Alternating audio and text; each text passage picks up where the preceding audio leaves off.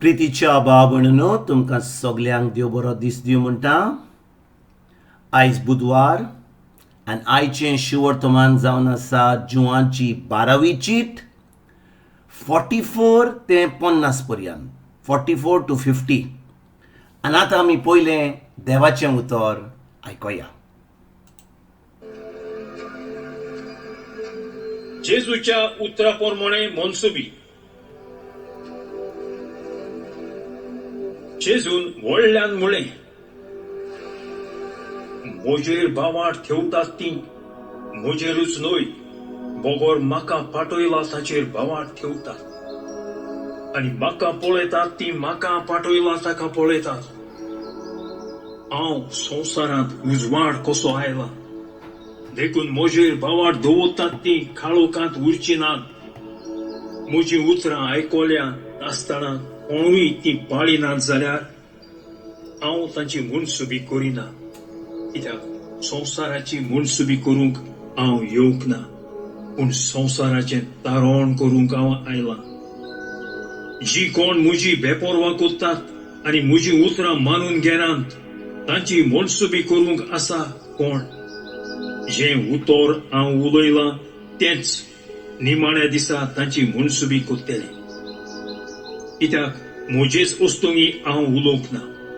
बापान म्हाका पाठयला आनी हांवें कितें सांगचें आनी कितें उलोवचें हाचे विशीं ताणेंच म्हाका आज्ञा दिल्या. आनी ताचे आज्ञे प्रमाणे हांव उलयतां तें सासणीक जिवीत हाडटा म्हूण हांव जाणा. म्हणटच जें कितें हांव उलयतां तें बापान म्हाका सांगलां तशेंच उलयतां. प्रितीच्या भाव भयणींनो, आयज जेन्ना हें शिवर्तमान आमी वाचलां, जेजू ह्या जुदेवांक एक बरी खबर दिता. तो म्हणटा तो ह्या संवसारान आमची मनसुबी करूंक तो येवंक ना, पूण संवसाराचें तारण करपाक येयला, आमकां सुटका दिवपाक येयला. तो ह्या संवसारान आमकां कितें वायट करपाक, आमची झडटी करपाक, आमकां इफेरनान व्हरपाक तो येवंक ना, पूण आमकां तारण दिवपाक, आमकां सुटका दिवपाक. पूण जेजू आजुनूय एक बरी खबर आमकां सांगता. तो म्हणटा, हांव तुमची मनसुबी करचो ना. हांवें तुमकां जीं उतरां उलयल्यान, जीं उतरां हांवें तुमकां सांगल्यान, जीं उतरां हांव तुमकां उलयतां ह्या वेळार, तीं उतरां तुमची मनसुबी करतली. हांव तांची मनसुबी करचो ना म्हणटा, पूण जीं उतरां हांवें उलयल्यान, जीं उतरां हांव तुमकां आतां ह्या वेळार सांगतां, तींच उतरां तुमची मनसुबी करतली.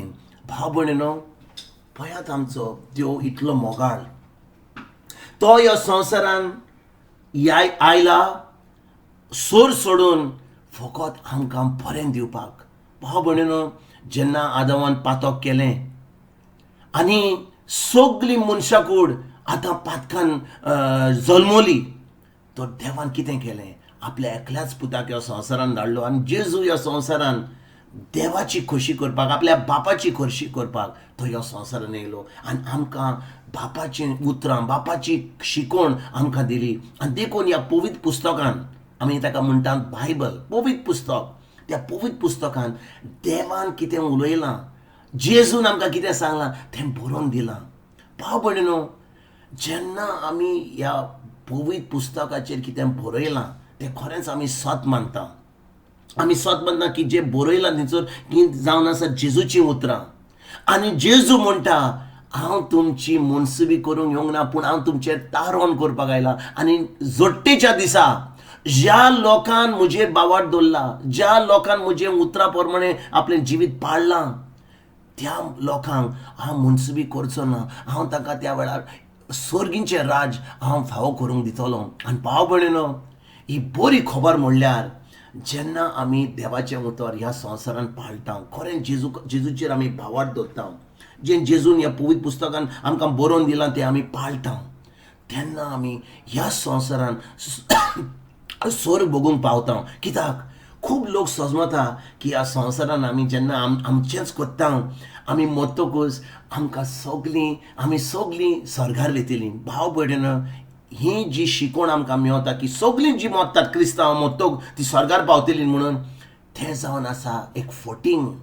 14 पॉयंट तें कित्याक जेजून आमकां आतांच सांगलां जेन्ना तुमी म्हज्या उतराचेर बावर दवरतात हें जें उतर हांवें सांगलां तुमकां तुमी पाळटात तेन्ना तुमची मुनसुबी जावची ना. पूण जेन्ना तुमी म्हज्या उतराक कसलोच वालोर दिनात म्हज्या उतरा प्रमाणे चलनात तेन्ना जोडटेच्या दिसा हें जें उतर हांवें तुमकां सांगलेलें हें जें उतर पवित्र पुस्तकान बरयलें तें तुमची मुनसुबी करतलें. आनी भाव भयणीनो गरज आमकां ह्या वेळार आमचे मनाचे दोळे उक्ते करपाक आमच्या काळजाचे दोळे उक्ते करपाक आमच्या मनाची नडसणी करपाक. कित्याक जेन्ना हें देवाचें उतर देवाचें नांव आनी देवाचें उतर जावन आसा एक आमी म्हणटा आमच्या बापा सर्गीच्या तुजें नांव व्हड जावं.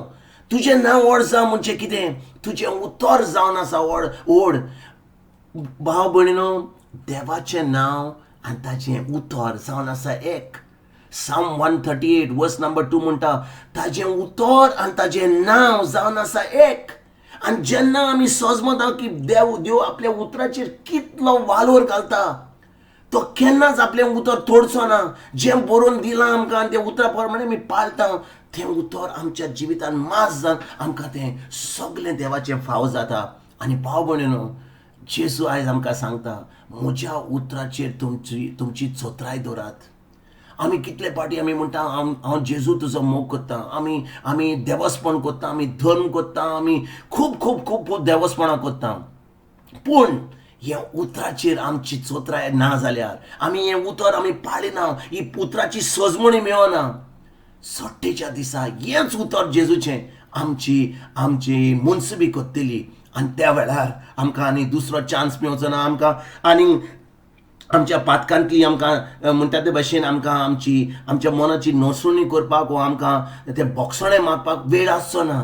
कित्याक आमचो वेळ काबार जातलो. पूण आतां जेन्ना वेळ आसा आतां जेन्ना देवाचें उतर आमकां उतराची परगोंडी जाता आमकां गरज हें उतर आमकां जेजूचें आमच्या काळजान धरून हें उतर आमच्या दिसपट्या जिवितान पाळून. भाव भयणीनो ह्या दिसांनी जेन्ना हें उतर भायर वता आमचे भाशेन जेन्ना हें उतर भायर वता खूब लोक केन्नाय तें सजमतात की एक आमचे भाशेन कितें आमचे भाशेन आमकां तें बरी कोंकणी जाय आमकां तें बरीं उतरां जाय. भाव भयणीनो उतरांची बऱ्या उतराची गरज नाका आमकां जाय सजमणी देवाच्या उतराची. आनी चोत्राय आमी केन्नाच दवरपाची न्ही प्रेगादोराचेर हो जो देवाचें उतर परगट करता पूण देवाच्या उतराचेर. आनी जेन्ना आमची चोत्राय जेजूच्या उतराचेर वता ती सजमणी आमकां मेळटा तें उतर आमी पाळटा तेन्नाच की आमकां सगळें देवाचें ह्या संवसारान फावो जाता.